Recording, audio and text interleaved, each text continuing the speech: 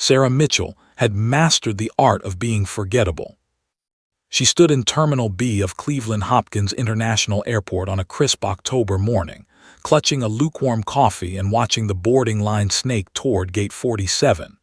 Her outfit screamed deliberate mediocrity: beige cardigan, comfortable jeans, worn sneakers that had seen better days. No jewelry except a simple watch.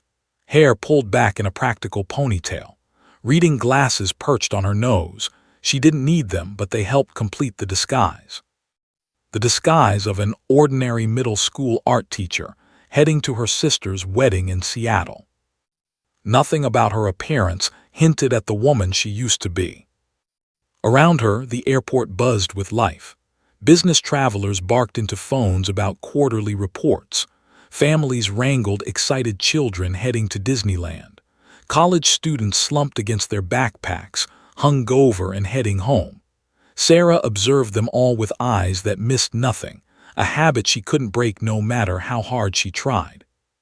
5 years of teaching 8th graders to mix colors and understand perspective hadn't dulled the situational awareness drilled into her during a different lifetime.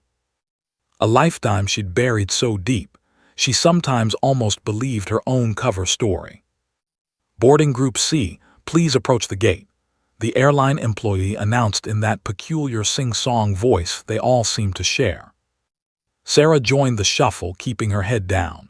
She'd chosen Flight 1847 carefully, mid-morning departure, Boeing 737, experienced crew based on her research.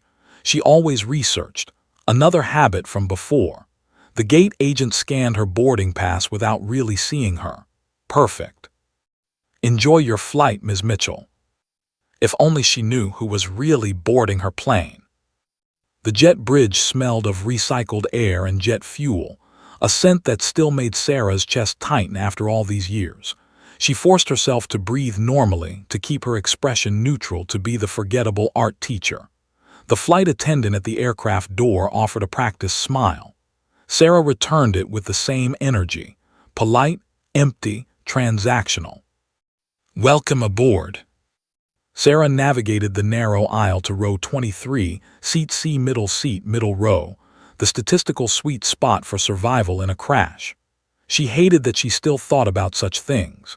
Hated that she couldn't board a plane without calculating exit rows, nodding able-bodied passengers, assessing structural weak points. It was exhausting, this constant awareness she couldn't switch off. She stowed her small carry-on in the overhead bin with practiced efficiency, no wasted movement, everything necessary and nothing more. A businessman already occupied the aisle seat, absorbed in his laptop. The window seat remained empty for now. Good. Fewer interactions to navigate. Sarah settled into 23C and pulled out her book, a paperback thriller she'd grabbed at the airport bookstore. She didn't care about the plot. The book was armor, a socially acceptable way to avoid conversation. She'd learned that people respected the barrier of a book more than headphones. The plane filled around her. A young mother with a toddler passed by, the child clutching a stuffed elephant. An elderly couple moved slowly down the aisle, helping each other with their bags. A group of teenagers in matching basketball uniforms laughed too loudly, high on tournament adrenaline. Normal people living normal lives, unaware of the woman in 23C who'd once landed fighter jets on aircraft carriers in the dark. "Excuse me, is anyone sitting here?" A woman in her 60s gestured to the window seat. "No, go ahead," Sarah replied, her voice perfectly pleasant and unremarkable. The woman settled in with a grandmother's efficiency, immediately pulling out knitting needles and yarn. Sarah appreciated knitters. They rarely wanted to chat. The businessman beside her remained glued to his spreadsheets. Perfect traveling companions, people absorbed in their own worlds. The flight attendants began their safety demonstration. Sarah didn't need to watch. She could recite every emergency procedure in her sleep, but she kept her eyes forward, mimicking the polite attention of other passengers. The lead flight attendant was named Jennifer, according to her name tag. Mid-30s, competent movements, wedding ring. Sarah cataloged details automatically, unable to stop her tactical brain from assessing everyone and everything. The captain's voice crackled over the PA system. "Good morning, folks. This is Captain Rodriguez. Beautiful day for flying. We've got clear skies most of the way to Seattle, smooth ride expected. Flight time today should be about 4 hours and 20 minutes. Sit back, relax, and we'll have you on the ground before you know it." Sarah's fingers tightened on her book. 4 hours and 20 minutes. She could do this. She'd been doing this for 5 years, flying commercial, pretending turbulence didn't make her want to grab the controls, acting like she didn't notice every mechanical sound and shift in engine pitch. The engine spooled up, that familiar whine building to a roar. Sarah's heartbeat accelerated despite her best efforts. The plane lurched forward, beginning its taxi to the runway. She stared at the pages of her book, seeing nothing, while her body remembered things her mind tried to forget. The crushing G-forces of a catapult launch, the stomach-dropping sensation of trapping on a carrier deck, the absolute focus required to land a multi-million-dollar jet on a floating postage stamp in the middle of the ocean. LT, Commander Sarah Mitchell, had been one of the best. Sarah Mitchell, art teacher, was determined to forget she'd ever existed. The plane turned onto the runway. The engines roared to full power. They accelerated faster, faster, until the ground fell away and Cleveland disappeared beneath them. Sarah exhaled slowly, willing her hands to relax on the armrests. Just another flight, just another few hours of being invisible. She opened her book to a random page and pretended to read, while 35,000 feet below, her carefully constructed ordinary life continued without her. Her students thought she was at her sister's wedding. Her colleagues thought she was a quiet woman who'd traveled a bit before settling into teaching. Her landlord thought she was a model tenant who paid rent on time and caused no trouble. None of them knew the truth. None of them knew that the woman in the beige cardigan had once flown combat missions, had earned a chest full of medals she kept locked in a box she never opened, had watched her wingman die, and carried that weight in silence for 5 years. Sarah turned a page she hadn't read and settled deeper into her seat. In 2 hours, her past would come screaming back. For now, she was still invisible. Still safe. Still running, the coffee cup was shaking. Sarah noticed it from 20 rows back, a slight tremor in the flight attendant's hand as she pushed the beverage cart down the aisle. Most passengers wouldn't catch it. They were absorbed in movies, magazines, sleep. But Sarah saw everything, processed everything, even when she desperately wished she didn't. Flight attendant Jennifer, mid-30s, wedding ring, competent movements during boarding, now had tension written across her shoulders. Her smile was too bright, held too long like a mask threatening to crack. When she poured coffee for the businessman in 23A, a few drops splashed onto his tray table. "Oh, I'm so sorry," Jennifer said, her voice pitched higher than before. "No problem," the businessman mumbled, barely looking up from his laptop. But it was a problem. Flight attendants on major carriers didn't spill drinks. They poured thousands of cups a year with muscle memory precision. Sarah's instincts, those relentless, unwanted instincts, fired warning signals her conscious mind tried to suppress. "Stop it," she told herself. "You're not that person anymore, it's nothing." Except it wasn't nothing. Sarah had been airborne for 90 minutes when she felt it, a subtle change in the engine pitch. The shift was nearly imperceptible, a slight variation in the steady hum that had become white noise to the other passengers. But to Sarah's trained ears, it screamed wrong. The port engine was running slightly rough, the vibration pattern irregular. She gripped her book tighter, forcing her eyes to track the words on the page. Romance novel. The heroine was meeting a mysterious stranger. Sarah read the same paragraph 3 times without comprehension. The plane shuddered, just a brief tremor. Around her, passengers barely reacted. The teenage basketball players kept laughing. The grandmother beside the window continued knitting. The businessman typed away. Normal turbulence. Happened all the time. Sarah's knuckles went white on the armrest. She knew the difference between clear air turbulence and something else. This wasn't weather. This was mechanical. The vibration had an irregular quality, like a car engine with a failing cylinder. She wanted to be wrong. God, how she wanted to be wrong. The PA system crackled to life. Captain Rodriguez's voice filled the cabin, and Sarah's entire body tensed at his tone. She'd led enough briefings to recognize when someone was lying through forced cheerfulness. "Folks, this is your captain. We're experiencing some minor technical difficulties up here, nothing to be concerned about. Just going to adjust our altitude a bit, might get a little bumpy. Flight attendants, please take your seats for now." Minor technical difficulties. The phrase was airline speak for something's wrong, but we don't want to panic you. Sarah had used similar language herself when her FA-18's hydraulics had failed over the Pacific. "Minor issue, everything's fine," she'd told Tower Control while preparing for an emergency landing. Jennifer and the other flight attendants abandoned the beverage cart mid-aisle and hurried toward their jump seats. Sarah watched Jennifer's face as she passed. The woman's professional mask had slipped. Her eyes were wide, her breathing shallow. She fumbled with her jump seat harness, hands trembling. Another flight attendant, male, early 40s, name tag reading Marcus, rushed toward the cockpit. He moved with purpose, not the casual stride of a crew member checking on pilots. This was urgency. Sarah's heart rate accelerated. Her training kicked in despite 5 years of suppression. Assess the situation, identify threats, calculate options.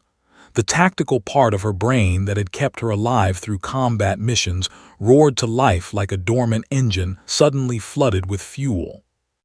Observation 1. Both flight attendants had gone pale when the captain made his announcement. They knew something passengers didn't. Observation 2. The engines were definitely struggling.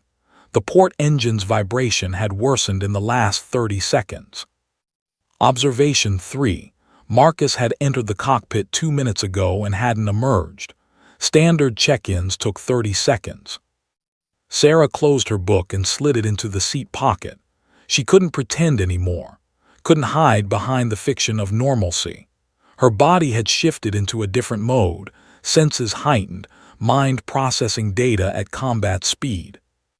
The businessman beside her finally looked up from his laptop, frowning. "Is it just me, or does the plane sound weird?"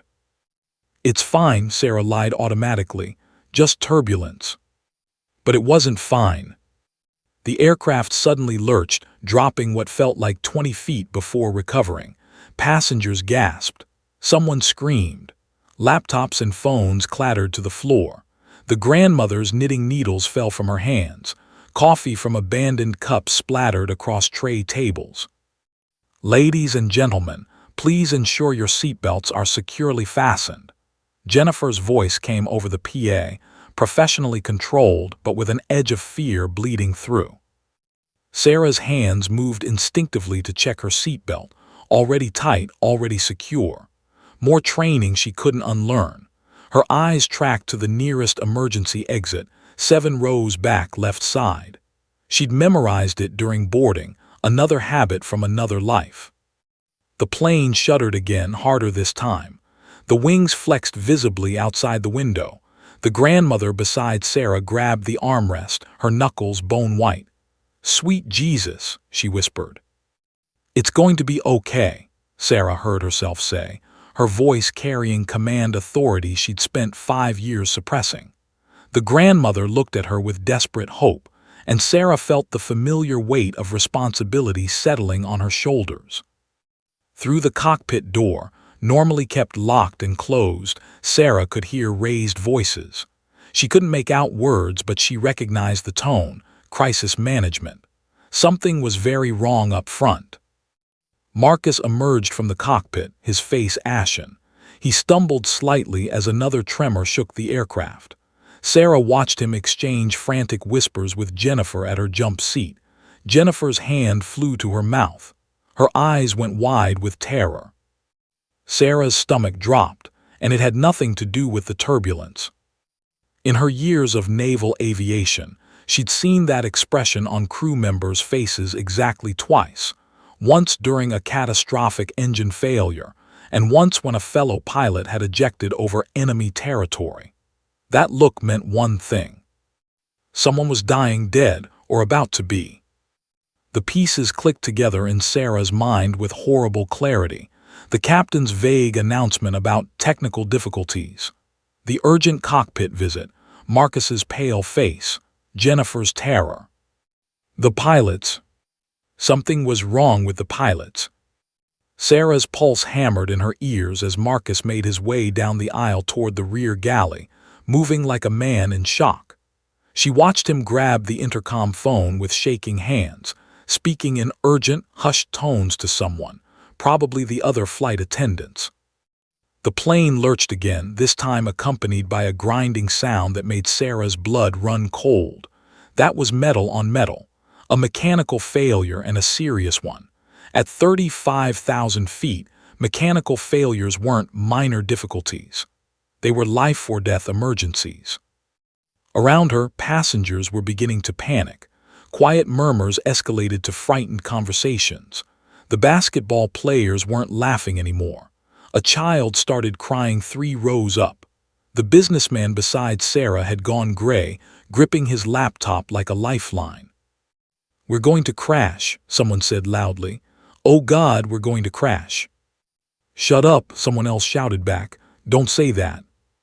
Sarah sat frozen in 23C, her entire body rigid with terrible knowledge. Her instincts screamed that this plane was in serious trouble. Every fiber of her being, the part she'd tried to kill, the LT commander she'd buried, demanded she do something. But what could she do? She was just a passenger, just an art teacher heading to a wedding, just another person strapped into a metal tube hurtling through the sky with no control, no power, no. The cockpit door burst open. Marcus stood in the doorway, his face the color of old paper. He grabbed the PA microphone with both hands, and when he spoke, his voice cracked with barely controlled panic. "Ladies and gentlemen, this is an emergency." The cabin fell silent except for the struggling engines. "If there is anyone on this aircraft with flight experience, any flight experience at all, please identify yourself immediately to a crew member." The words hit Sarah like a physical blow. No. No, no, no. This wasn't happening. But Marcus continued, and his next words shattered Sarah's carefully constructed world into a million pieces. "Both of our pilots are incapacitated. I repeat, both pilots are incapacitated. We need help now." 312 passengers began to scream. Chaos erupted like a bomb detonating in the pressurized cabin. A woman's scream pierced the air, raw and primal. Then another. Within seconds, the entire plane descended into pandemonium. People shouted for God, for their mothers, for anyone who could save them.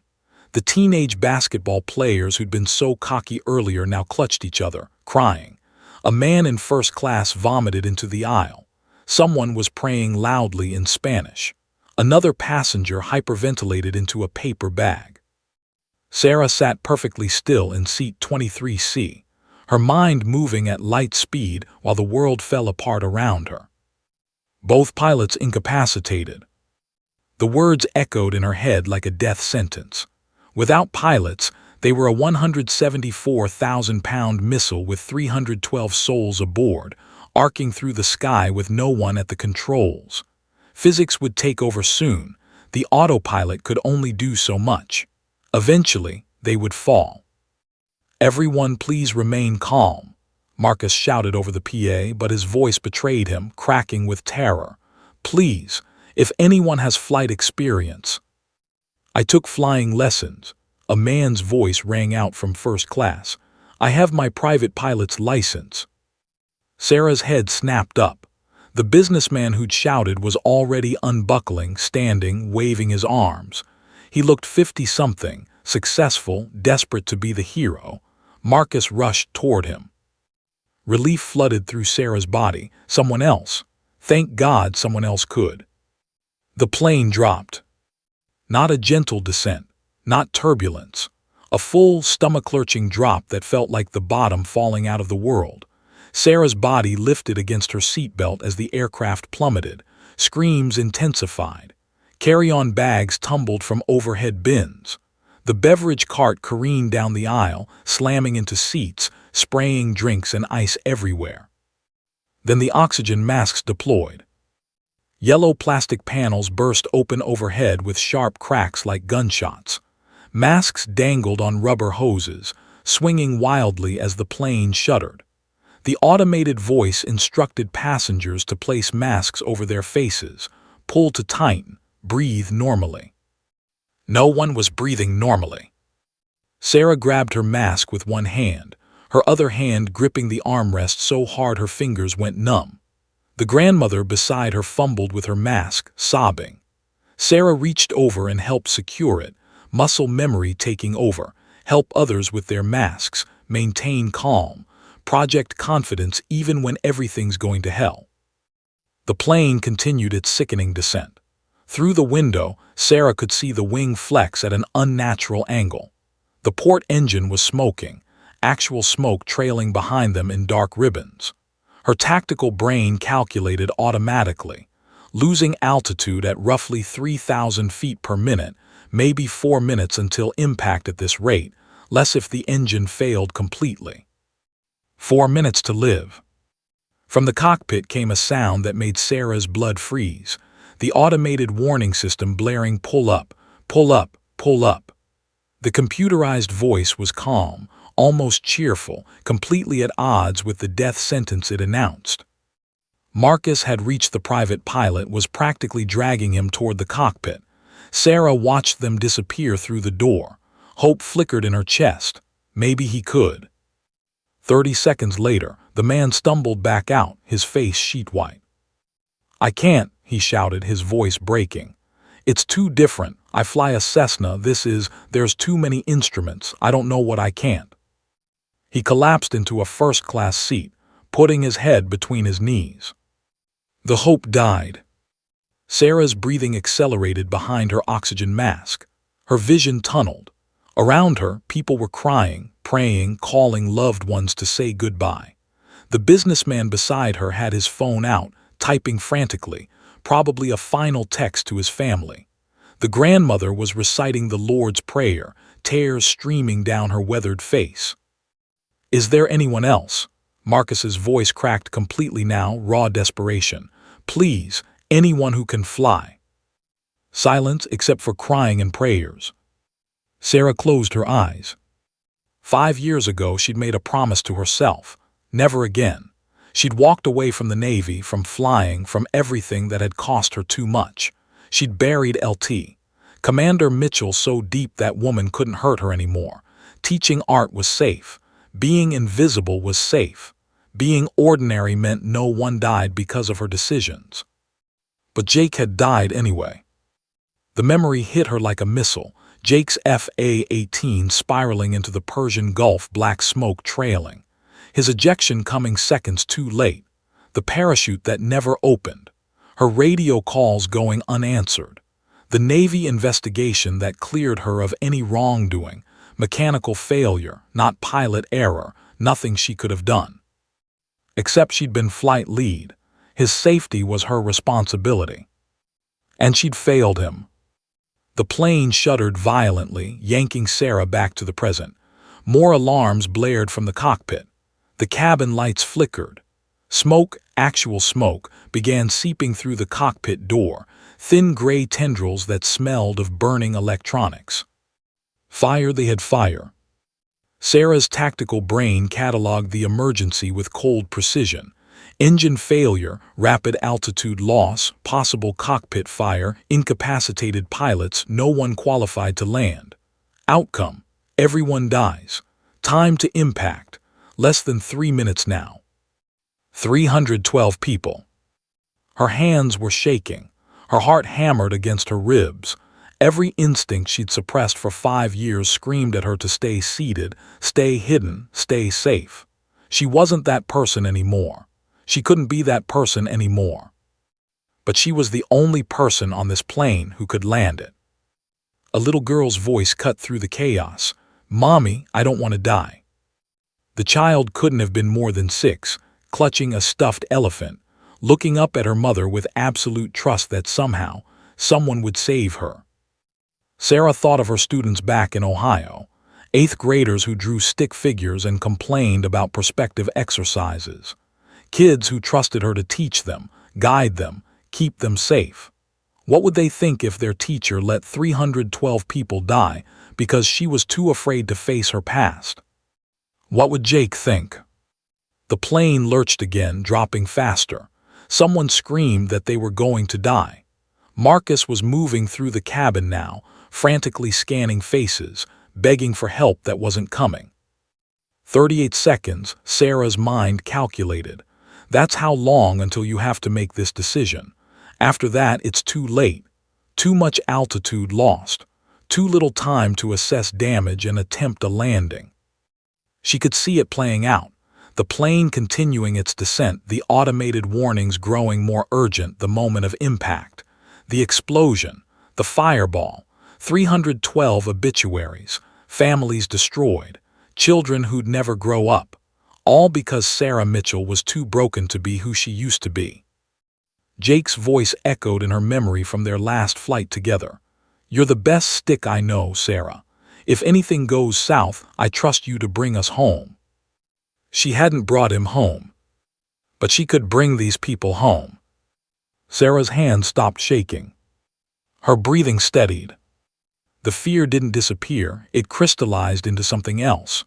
Purpose, clarity, the cold, focused calm that had made her one of the Navy's top pilots. She unbuckled her seatbelt. The businessman beside her stared. "What are you?" Sarah stood, pulling off her oxygen mask. Her voice, when it came, wasn't the quiet art teacher's voice. It was the voice she'd used on carrier decks during night operations, in combat situations, when lives hung in the balance and there was no room for doubt. It was the voice of LT, Commander Sarah Mitchell. "Get me to that cockpit now." The cabin fell silent except for the alarms. Marcus spun around, eyes wild with hope and desperation. Sarah's legs carried her forward, stepping over debris, moving past shocked passengers. 5 years of running ended with each step, with each breath, with each second that brought them closer to the ground. "I'm a naval aviator," she announced, her voice cutting through the chaos with absolute authority. "FA-18 Super Hornet pilot, carrier qualified, 3 deployments. I can land this aircraft." Marcus grabbed her arm like she was a lifeline.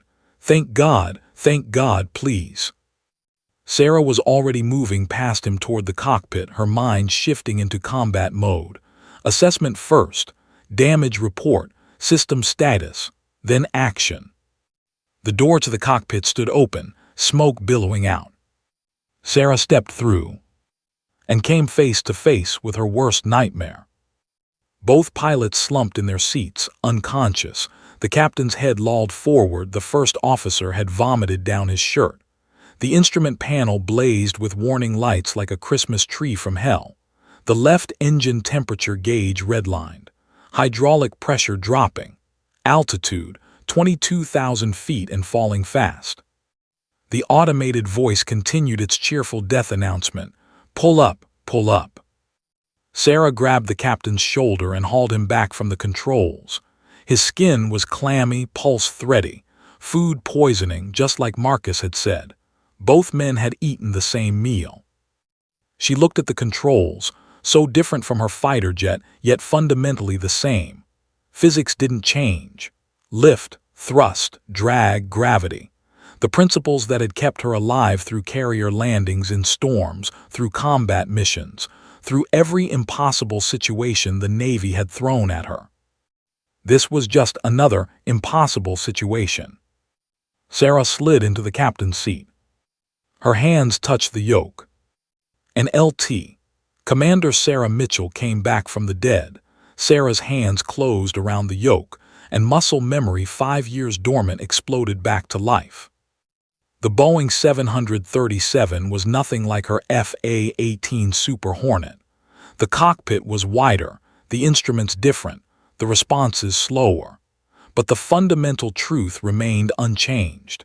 She was a pilot, this was an aircraft in crisis, and 312 people needed her to be better than she'd ever been. Cleveland Center, this is Flight 1847. Sarah's voice was steel, calm, authoritative, absolutely in command. She keyed the radio mic while her other hand moved across the instrument panel, silencing the most urgent alarms. Declaring emergency. Both pilots incapacitated. I am a former U.S. Navy pilot assuming control of this aircraft, requesting immediate assistance. Static crackled, then a male voice tight with shock. Flight 1847, say again. Did you say Navy pilot? Affirmative, Cleveland. LT. Commander Sarah Mitchell, retired. FA-18 Super Hornet, carrier qualified, 3 combat deployments. I need a Boeing 737 instructor pilot on this frequency now, and I need emergency clearance to the nearest suitable airport. She didn't wait for acknowledgement. Her eyes scanned the instrument panel, processing information at combat speed. Airspeed, 320 knots dropping. Altitude, 19,000 feet, still descending at 2,800 feet per minute. Left engine temperature critical, it was dying. Hydraulic pressure at 60% and falling. Fuel, enough for maybe 45 minutes if the remaining engine held. Not good, but not hopeless. Behind her, Marcus stood frozen in the cockpit doorway, his mouth hanging open. You're really a pilot. Get out, Sarah commanded without looking at him. Close this door. Tell passengers we have a qualified pilot now. Keep them calm. I need silence and I need it now. Marcus stumbled backward. The cockpit door slammed shut, muffling the screams and prayers. Silence. Just Sarah, the dying aircraft, and the voice of Cleveland Center in her headset. Flight 1847, we're patching in Captain Dave Wilson, retired airline instructor. He'll talk you through the Boeing systems. Your nearest suitable airport is Kansas City International, bearing 240 degrees, 93 miles. We're clearing all traffic. Fire and rescue are rolling. 93 miles. Sarah's mind calculated automatically. At current speed and descent rate, they'd hit the ground in 6 minutes, 60 miles short of the runway. She had to stop the descent, now. Flight 1847, this is Dave Wilson. A new voice, older, radiating calm competence. I understand your Navy. What's your flight experience? 7 years active duty, Sarah replied, her hands already moving across controls. 1,800 hours in FA-18s. Carrier landings including night operations and emergency recoveries. But I've never flown a 737. Talk fast. Copy that. First priority, level this bird. Your yoke controls pitch pull back gently to level off. The 737 is heavy, responds slower than a fighter. Smooth inputs. Sarah pulled back on the yoke. The nose lifted fractionally. Too slow. Her fighter pilot instincts screamed to haul back harder, but Wilson was right. This wasn't a nimble jet. This was a bus with wings. She adjusted, finding the balance. The artificial horizon on the primary flight display gradually leveled. The descent rate slowed, 2,200 feet per minute, 1800-1,200. Descent slowing, Sarah reported. But I've got a sick engine, left side running rough, temperature redlined. I see that on our telemetry feed, Wilson said. You're going to lose that engine. Question is when. Can you maintain altitude on the right engine? Sarah's eyes flicked to the engine gauges. The right engine was stable, for now. But asking one engine to carry a fully loaded 737 was like asking a marathon runner to carry another person on their back. I can try, she said, pulling back more on the yoke. The nose lifted higher. Airspeed bled off, 310 knots, 305-300. The vertical speed indicator finally showed a positive number, climbing at 200 feet per minute. Altitude stabilized at 16,800 feet, Sarah announced. Relief flooded through her, immediately crushed by reality. They were still in massive trouble. Outstanding work, Wilson said. Now let's talk navigation. Can you see the primary flight display? The glass panel directly in front of you.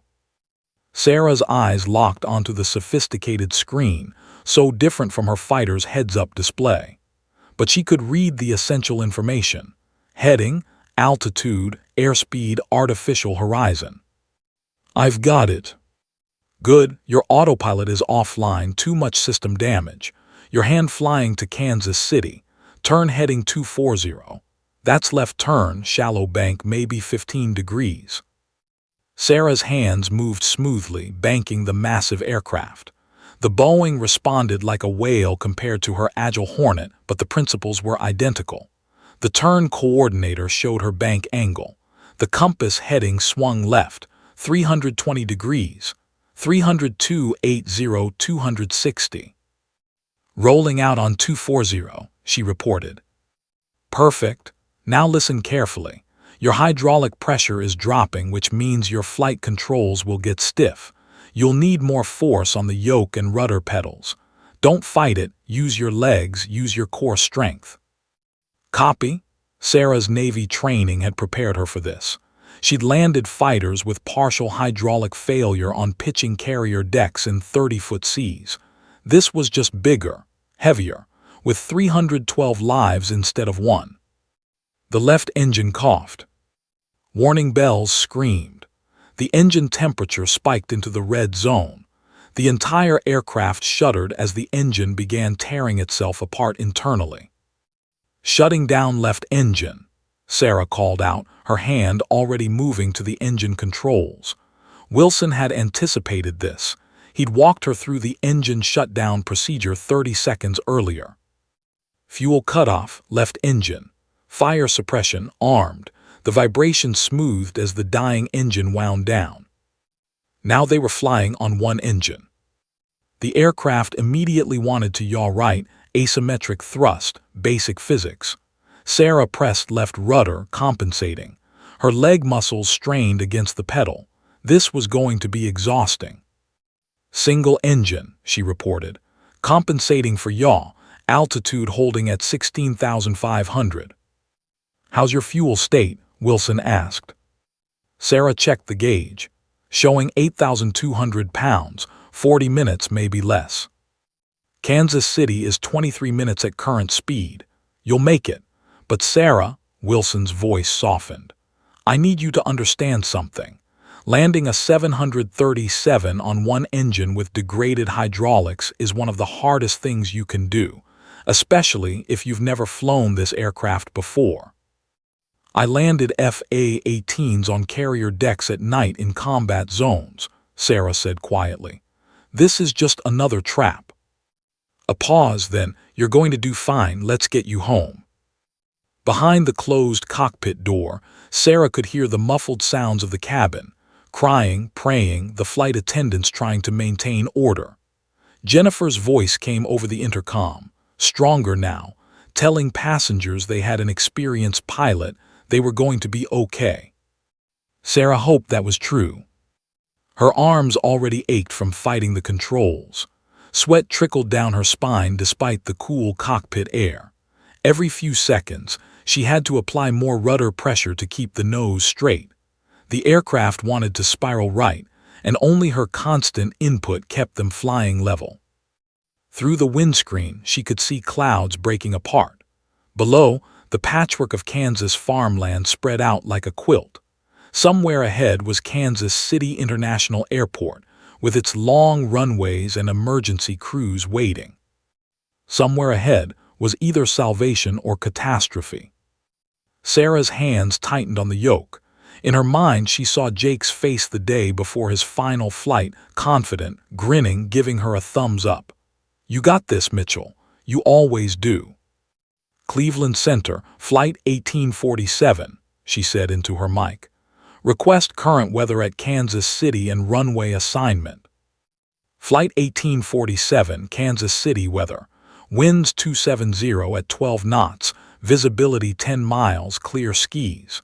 You're cleared for runway 27, full emergency equipment standing by. It's the longest runway, 10,800 feet.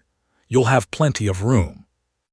Runway 27, landing into a headwind that would help slow them down. The long runway was good. She'd need every foot of it.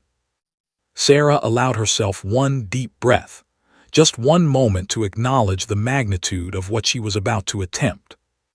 Then she pushed the fear aside and became what she'd trained half her life to be, a naval aviator bringing her bird home against impossible odds.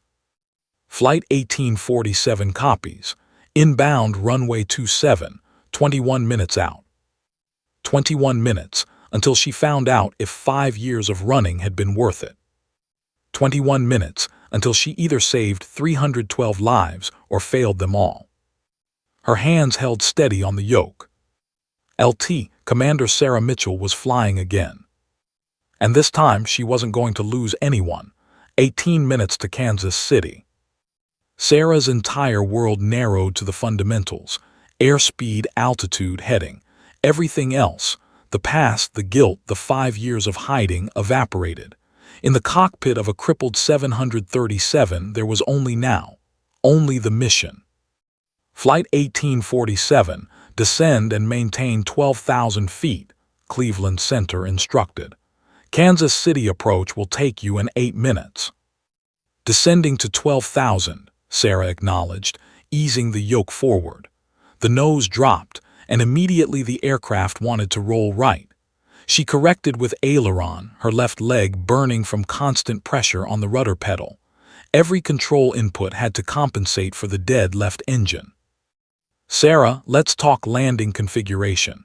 Captain Wilson's voice remained steady in her headset, a lifeline to sanity. You'll need flaps and landing gear. Both will increase drag significantly with only one engine. We'll deploy them as late as safely possible. Understood. Sarah's eyes scanned the unfamiliar panel, locating the flap controls, the gear lever. In her FA-18, everything had been second nature. Here, she was learning a new aircraft while flying an emergency. It was insane. It was also her only option. How's your fuel? Wilson asked. Sarah checked. 7,400 pounds, burning faster than I'd like. You'll make it, but we need to talk about the approach itself. Your hydraulic pressure is down to 40%. The controls are going to get heavier as you slow down. By the time you're at landing speed, that yoke will feel like it weighs 100 pounds. Sarah's arms already trembled from the constant inputs. Her shoulder muscles screamed. Landing a fighter on a carrier required intense physical strength. This was going to be worse. I can handle it, she said, and meant it. Behind her, the cockpit door opened slightly. Jennifer's face appeared, pale but determined. Ma'am, the passengers are asking, how bad is it? Sarah didn't turn around, didn't take her eyes off the instruments. Tell them we're 12 minutes from landing. Tell them I've done this before in worse conditions. A lie, but they needed hope. Tell them to follow flight attendant instructions exactly. Brace position on my command. Yes, ma'am, Jennifer hesitated. Thank you for stepping forward. The door closed. Sarah pushed down the emotion threatening to surface. There would be time for feelings later, if they survived. Flight 1847, contact Kansas City approach on 124.7, Cleveland Center said. Good luck, Commander. Sarah switched frequencies and a new voice filled her headset. Flight 1847, Kansas City approach. We have you on radar, 71 miles northwest. You're cleared direct to runway 27. How do you want to do this? I need a long, straightened approach, Sarah said, her tactical mind calculating angles and distances. No complicated maneuvering. Give me a 10-mile final and I want the runway to myself. You got it. All other traffic is being held. Fire equipment is positioned. We have ambulances standing by. Ambulances, for the pilots and potentially for everyone else. Sarah, let's run through the landing sequence, Wilson said. You're going to be task-saturated, so let's brief it now. At 10 miles, you'll extend partial flaps 5. At 5 miles, landing gear down and flaps 15. Final mile, flaps 30 for landing. Sarah repeated the sequence, burning it into her memory. Flaps 5 at 10, gear and flaps 15 at 5, flaps 30 at 1 mile. Your approach speed should be 140 knots, but with one engine and heavy controls, I want you at 150 knots until short final. You'll need the extra energy. 150 knots, nearly twice the landing speed of her FA-18 on a carrier, and instead of a 4-wire arresting system to catch her, she'd have 10,800 feet of concrete and her own skill. Copy, 150 knots until short final. Your biggest challenge will be the flare, Wilson continued. Right before touchdown, you'll pull back to arrest your descent. With degraded hydraulics, you'll need significant force. Pull too little, you'll slam down. Pull too much, you'll balloon and potentially stall. Sarah's mind flashed to her first carrier landing, night, pitching deck, rain. Her instructor's voice. Trust your training, trust your hands. When the ball calls for it, you commit. I'll get it right, she said.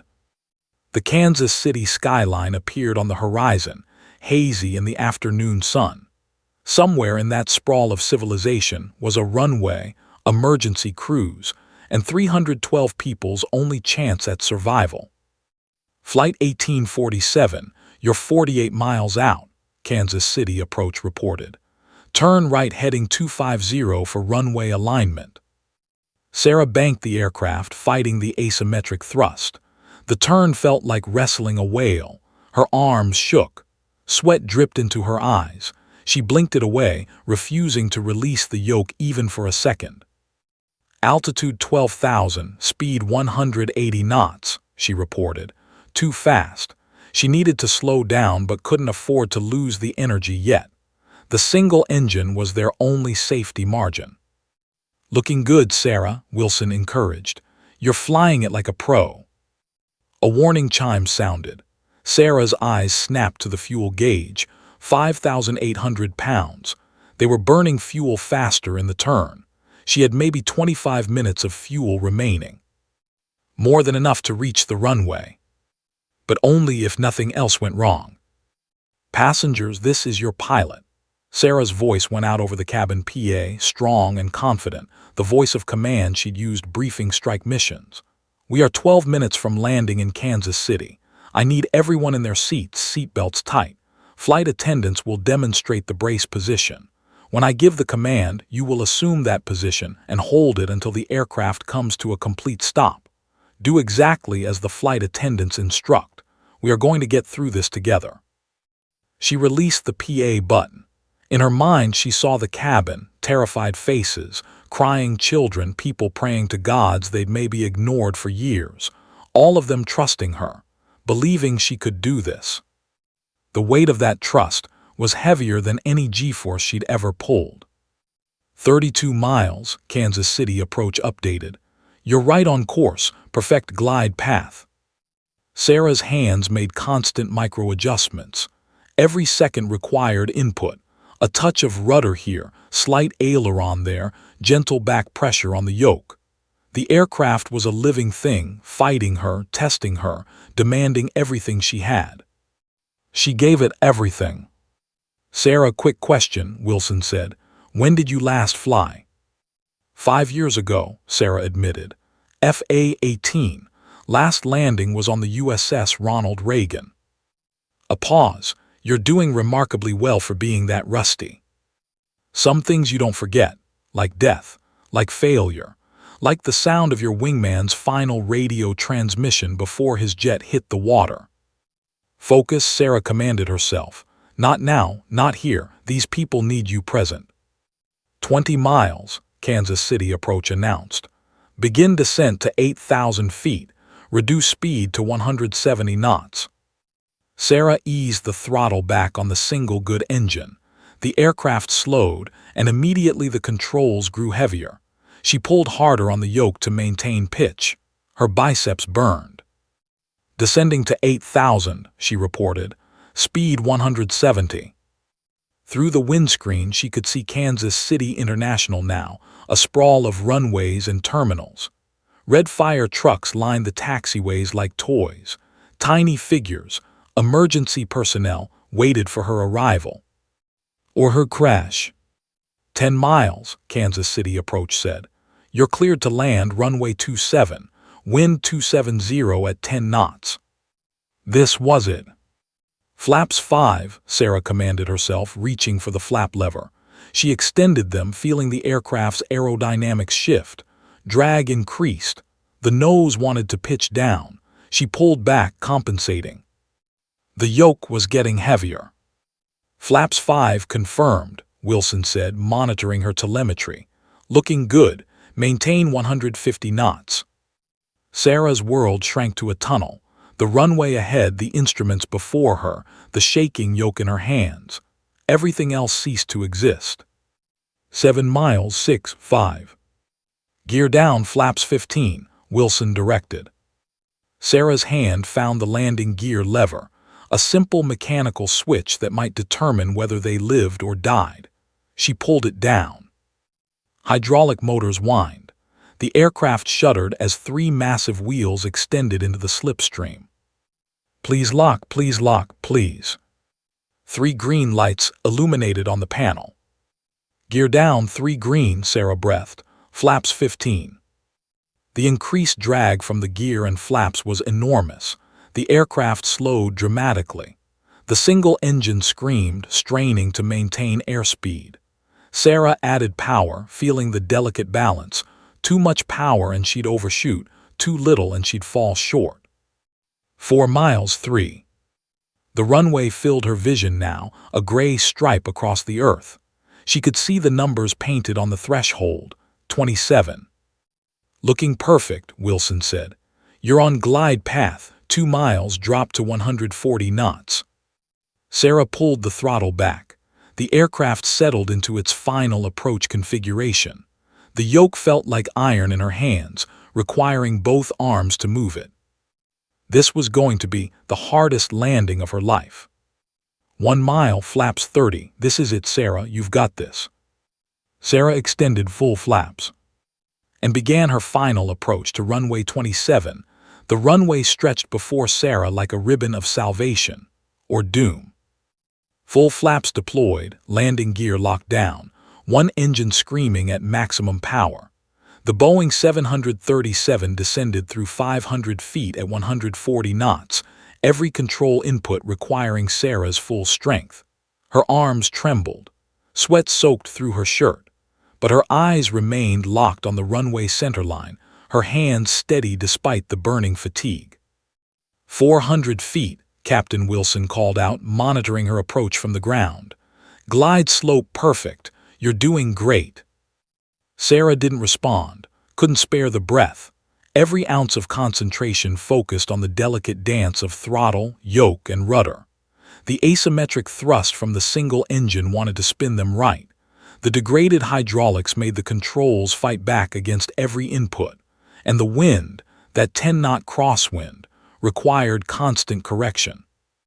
300 feet. The runway numbers grew larger.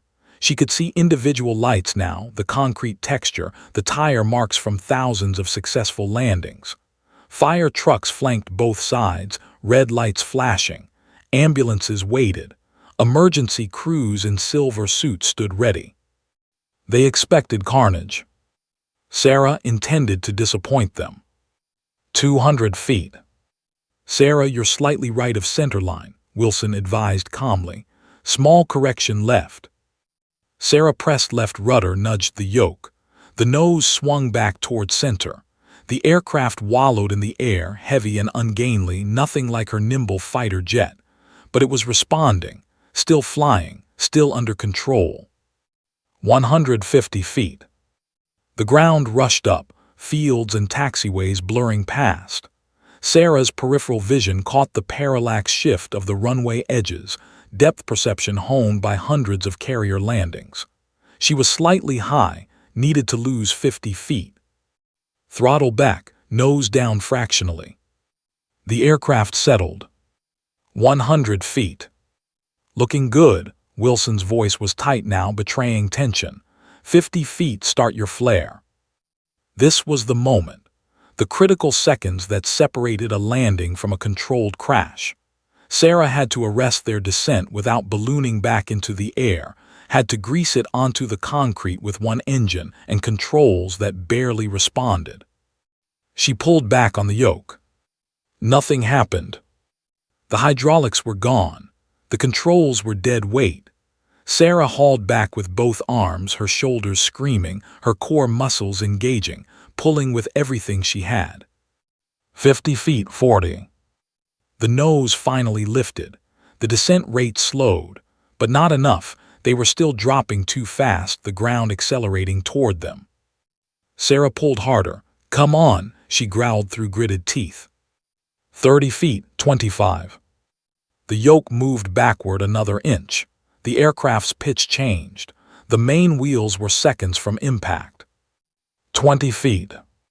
Sarah's world became pure physics. Airspeed, descent rate, pitch angle, thrust. Every variable had to align perfectly or they'd cartwheel down the runway in a fireball. 15 feet. Hold it, Wilson breathed. Hold it steady. 10 feet. Sarah's arms shook from exertion. Her vision tunneled to the runway centerline. Every landing she'd ever made flashed through her muscle memory. Night traps on carriers, emergency landings, combat recoveries. They all came down to this. Trust your training, trust your hands, commit. 5 feet. The runway filled the windscreen. 3 feet. Commit, Sarah whispered. The main wheels kissed concrete. Not gentle, not soft.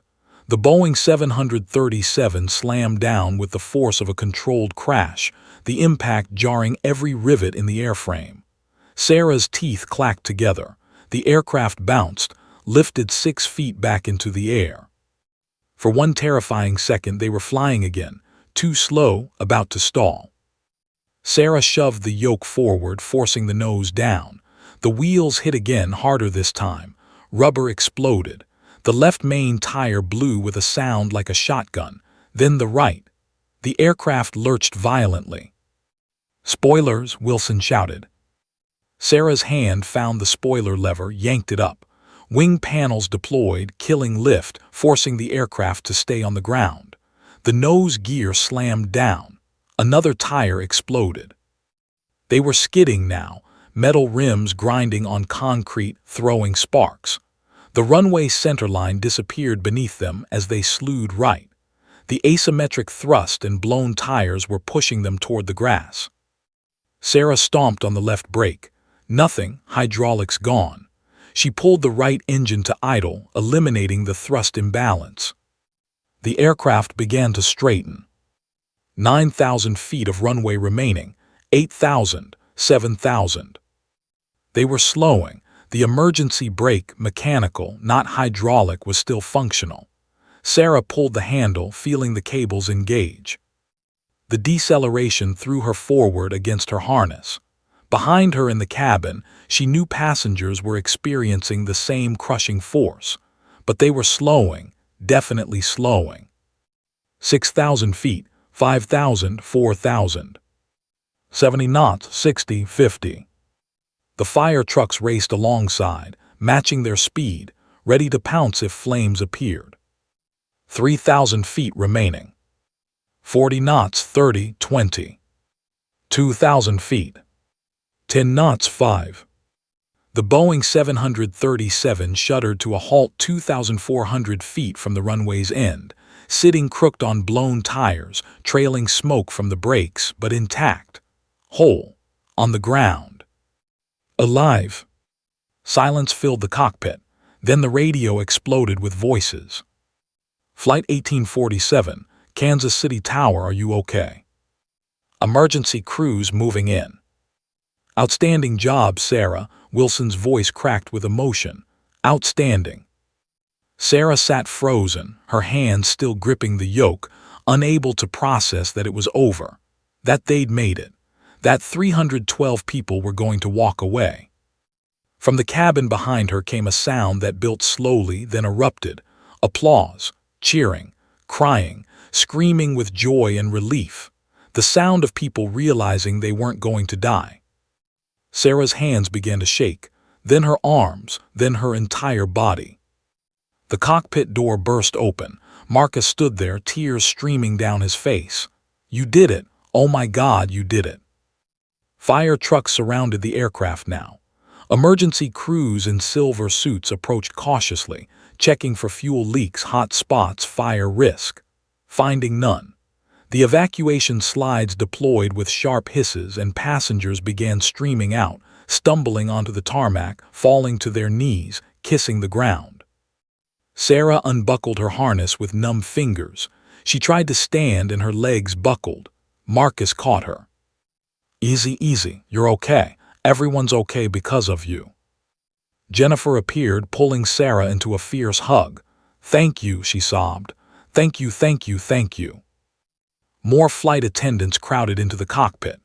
Then passengers, the grandmother from the window seat, the businessman from 23A, the mother with the little girl clutching her stuffed elephant.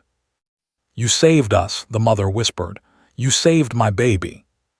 The little girl looked up at Sarah with wide eyes. Are you a superhero? Sarah's carefully constructed walls, 5 years of barriers built to keep the world out, to keep the pain in, shattered completely.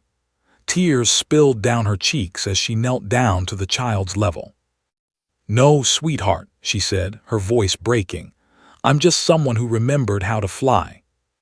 Outside on the tarmac, paramedics were loading the unconscious pilots into ambulances. News helicopters circled overhead. Airport personnel stared in awe at the crippled aircraft that had somehow landed safely. Marcus helped Sarah down the evacuation slide. The moment her feet touched the ground, her legs gave out. She sat on the concrete, overwhelmed, while around her the beautiful chaos of survival played out. 312 people. All alive. All safe. Because LT, Commander Sarah Mitchell, had finally stopped running from who she was. Captain Wilson's voice came through a paramedic's radio. Sarah, you still there? I'm here, she managed. That was the finest piece of flying I've ever witnessed. Welcome back, Commander. Sarah looked up at the sky, brilliant blue, peaceful, infinite. The sky that had taken Jake from her. The sky that had just given her redemption. Thanks for the assist, Captain, she said softly. Then she closed her eyes and let herself finally, completely, break down. The nightmare was over. And somehow, against all odds, everyone had survived. The airport terminal had become a circus. 2 hours after landing, Sarah sat in a quiet conference room while outside, news crews from every major network jostled for position. Passengers gave tearful interviews.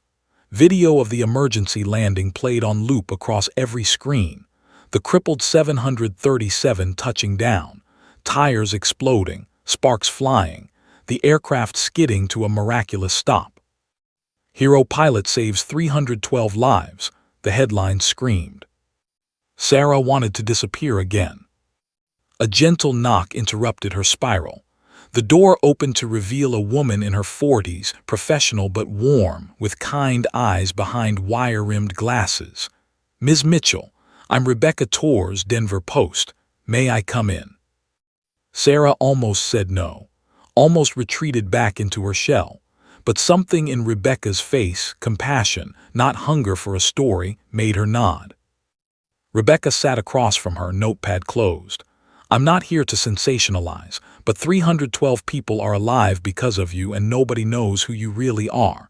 The Navy confirms you existed, but your record is sealed.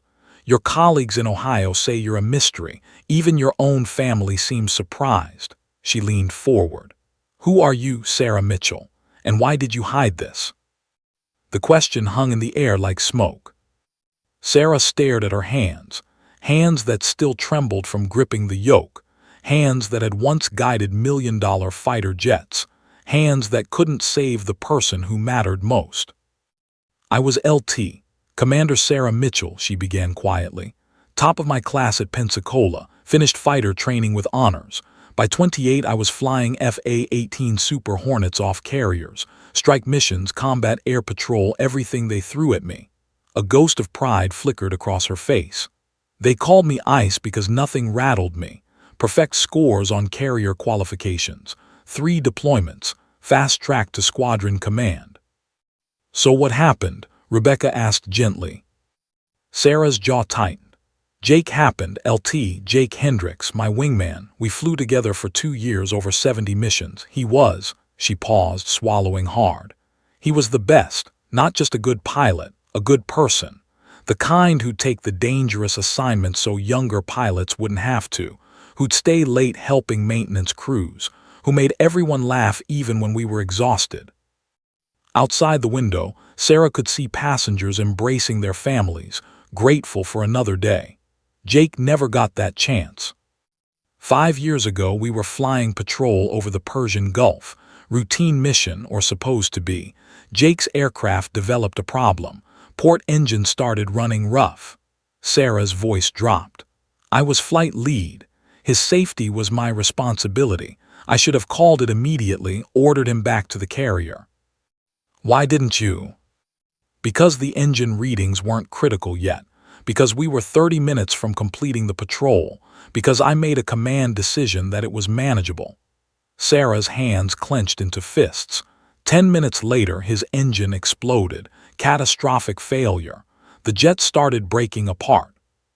Rebecca remained silent, letting Sarah speak. I was right there, 200 feet away. I watched it happen. Sarah's voice cracked. He ejected, but too late. The aircraft was inverted, spinning. The ejection sequence fired him into the debris field. His parachute deployed, but it was shredded. I called to him on the radio. Jake, status. Jake, respond. Nothing, just static. Tears streamed down Sarah's face now. 5 years of suppressed grief finally breaking free. I watched him fall into the Persian Gulf. I called for search and rescue. I circled for 40 minutes until my fuel hit bingo and they ordered me back to the carrier. They found his body 3 hours later. The investigation cleared you, Rebecca said softly, having done her research. Cleared me? Sarah's laugh was bitter. Yes, technically, mechanical failure, not pilot error. An O-ring defect in the engine that maintenance missed. Nothing I could have predicted, nothing I could have done differently. That's what the report said. She met Rebecca's eyes. But I was flight lead. I made the call to continue the mission. If I'd ordered him back 15 minutes earlier, he'd be alive. You couldn't have known. I should have known, Sarah's voice rose.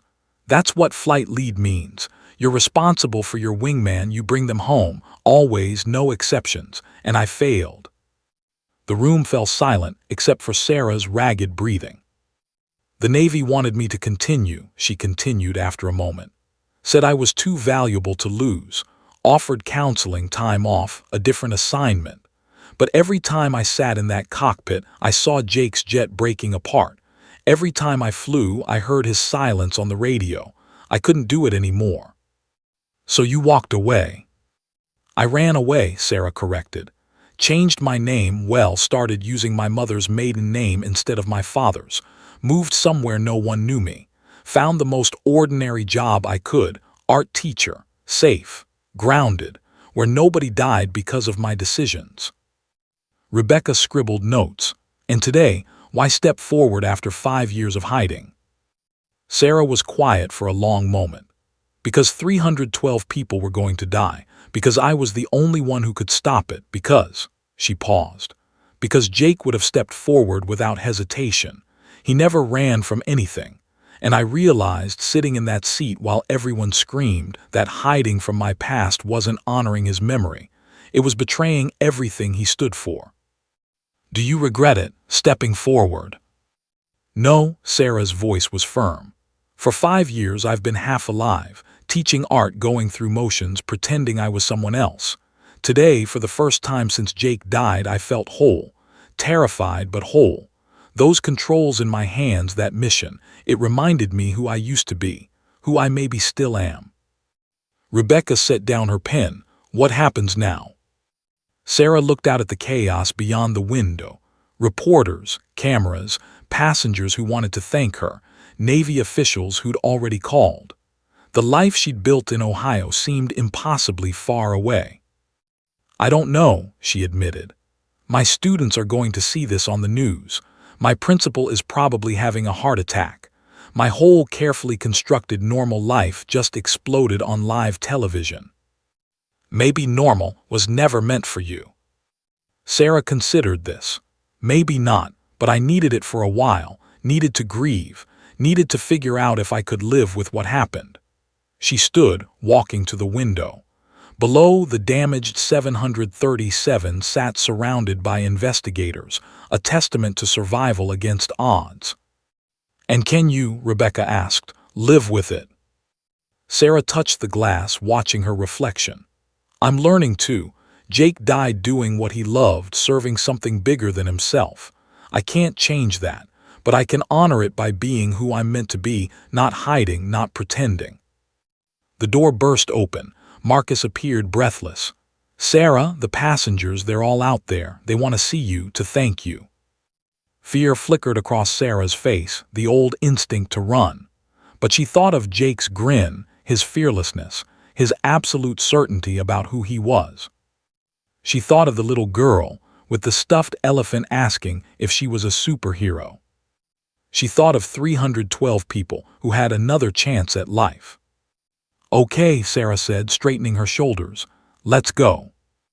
As she walked toward the door, Rebecca called out, Commander, one more question. Would you fly again?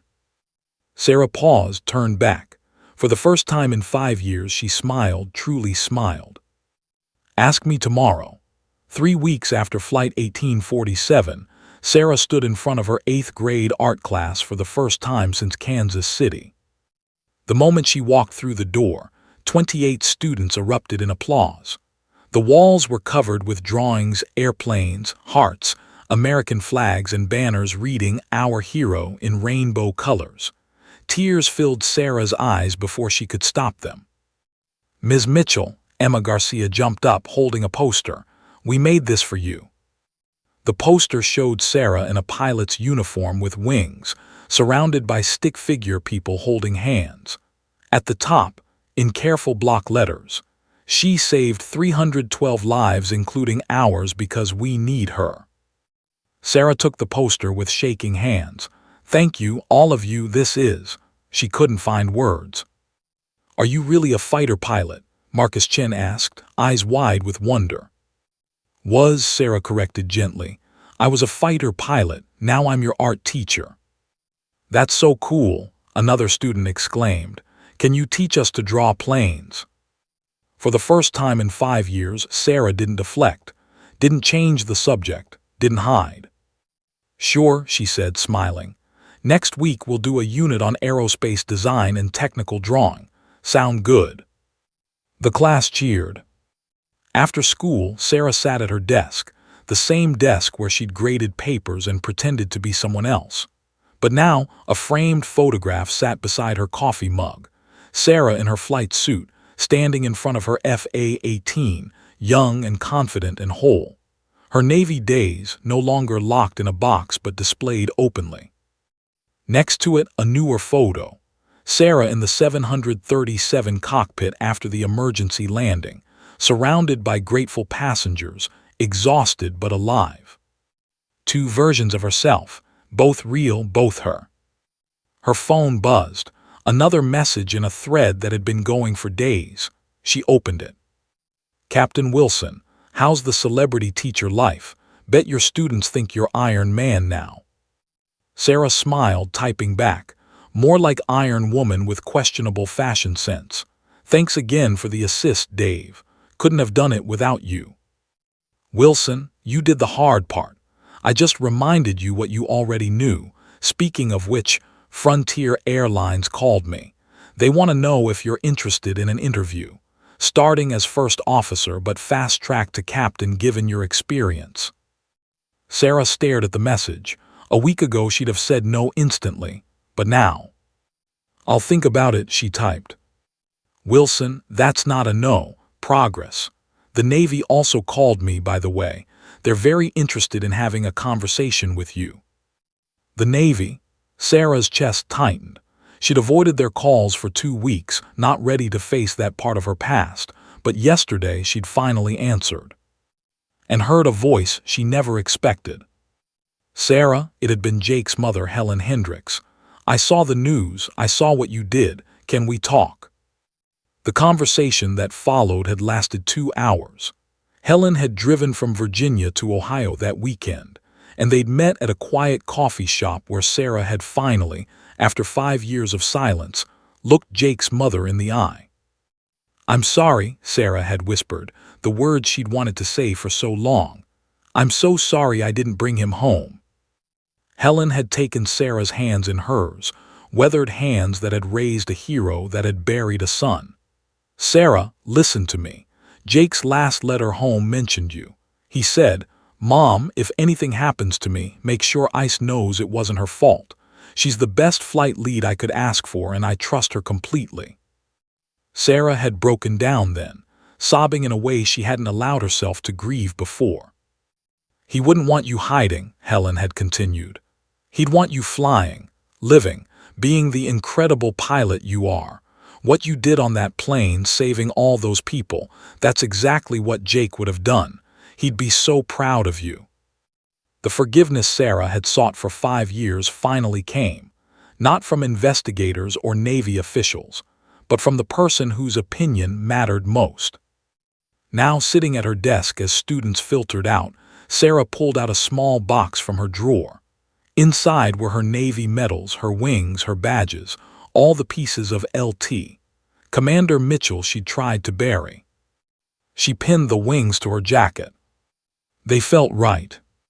Principal Anderson appeared in the doorway. "Sarah, can we talk?" Sarah tensed, expecting the worst. She'd basically abandoned her class for a week, become a national news story, brought media chaos to the school. "I owe you an apology," Anderson said, surprising her. "For 5 years I never really saw you, never asked about your past. You were just the quiet art teacher. But these past weeks, watching those interviews, seeing who you really are," he smiled. "I should have known there was something extraordinary under the surface. The school board wants you to know, whatever you decide about your future, you'll always have a place here."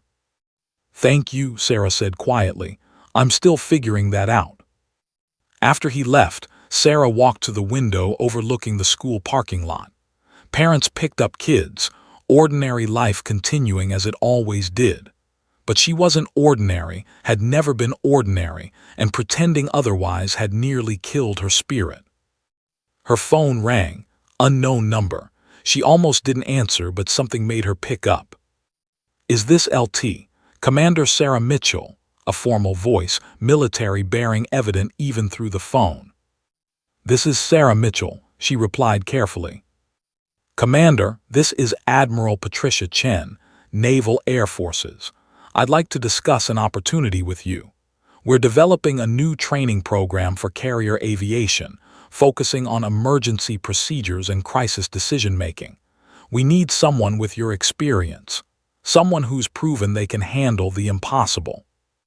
Sarah's heart raced. "Admiral, I've been out for 5 years. And in those 5 years, you maintained the skills that saved 312 lives. Commander, you're one of the best stick-and-rudder pilots the Navy has ever produced. We'd like you to come back, not necessarily to fly combat missions, but to teach the next generation, to pass on what you know. Teaching, not running, not hiding, but using her experience to help others." "Can I think about it?" Sarah asked. "Take all the time you need, but Commander, the Navy would be honored to have you back." After the call ended, Sarah stood alone in her classroom, surrounded by student artwork and the ghosts of who she'd been. She thought about Jake, about the 312 passengers, about her students who now looked at her with stars in their eyes. She thought about the little girl with the stuffed elephant asking if she was a superhero. Maybe she wasn't a superhero, but she was a pilot, a teacher, a survivor who'd finally stopped running from her past and learned to carry it with grace. The classroom door opened one more time. Emma Garcia poked her head in. "Ms. Mitchell, my mom wants to know, will you ever fly again?" Sarah looked at the photo on her desk, the wings on her jacket, the sky visible through the classroom window, endless, blue, calling. She thought of everything she'd lost and everything she'd found. She smiled, a real smile, full of possibility and hope and hard-won peace. "Yeah, Emma," she said softly, "I think I will." The girl beamed and ran off to tell her mother. Sarah gathered her things, locked the classroom, and walked out into the afternoon sun. Somewhere above, clouds drifted across an October sky. Somewhere in that blue expanse, Jake's spirit soared free, no longer bound by guilt or grief. And somewhere inside Sarah Mitchell, art teacher, naval aviator, survivor, the decision crystallized. She would fly again. Not because she had to prove anything, not to run from the past or chase redemption, but because flying was who she was, always had been, always would be. She pulled out her phone and typed a message to Admiral Chen. "When do I start?" Then she drove home, windows down, feeling the wind in her hair and the weight of 5 years lifting from her shoulders. LT, Commander Sarah Mitchell was going home. To the sky where she belonged. The end.